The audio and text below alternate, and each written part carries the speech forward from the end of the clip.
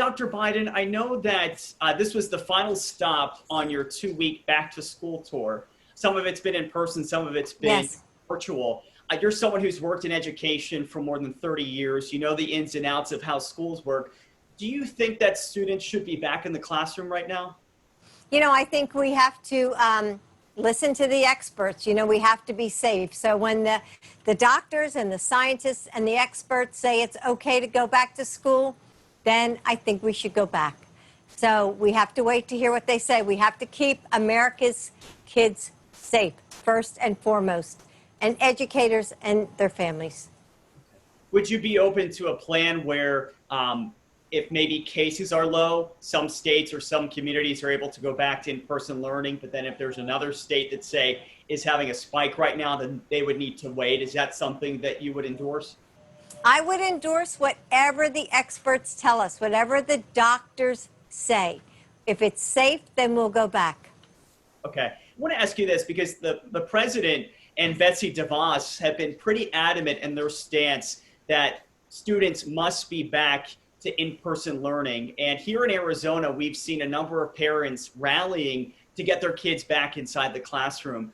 They're worried about achievement gaps. They're worried about their kids not having access to extracurricular activities or food or a whole host of things that were discussed at the virtual event now. So what would you say to those parents and to the president who are demanding that students be back to in-person learning? Nick, this is a life and death issue. And I'll repeat it again. I mean, we must listen to the doctors and the scientists. We can't have these children taking the virus back home to their grandmoms or their moms, or we can't have teachers getting sick. So once again, it's all about the science. I want to ask you, there's some politics here. The last time that Arizona went for a Democrat was 1996 for Bill Clinton. And in 2016, Hillary Clinton lost Arizona by 3.5 points. Your husband is asking for Arizona to vote for him and not Donald Trump. Why do you think Arizona should go blue this time and vote for your husband? Well, as a mother and a nana living in Donald Trump's America, I feel such anxiety, and I'm not alone. I'm hearing from people across this country, just now, people from Arizona, they keep asking, how do we keep our families safe from this virus? And what about school? How do I send my kids back? Do I have the technology or the internet if they stay home? There is no question that Donald Trump's America is filled with chaos.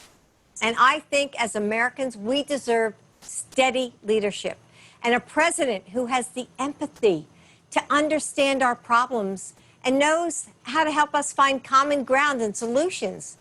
And that's who my husband is. And that's the kind of leader that Joe Biden will be.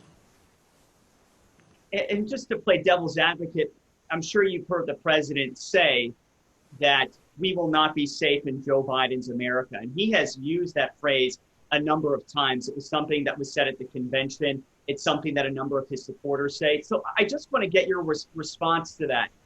When you hear the president say that, what does that make you think? And to follow up on that, how can you convince voters that what he's saying is wrong and that they would, in fact, be safe in Joe Biden's America?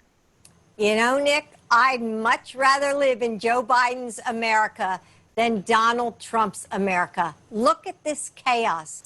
And I think most Americans feel the exact same way that I do. So I don't think it's going to take much convincing because people want calm. They want steady leadership. They want a leader who offers direction and guidance. And most of all, knows what they're going through. Look at 190,000 Americans have died as of today. Who understands that pain and that grief more than my husband does? So I think the choice is easy. Dr. Biden, I just want to get your response to the Woodward tapes that came out and the president talking about downplaying the severity of the coronavirus on purpose. What was your response when you heard that? Well, it's the same old.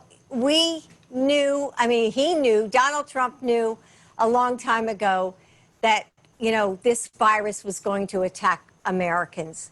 And he did nothing about it. And my husband, if he were president, would have listened, would have had a strategy, and we would not be where we are right now had Donald Trump listened to the people around him who told him that this pandemic was going to hit America.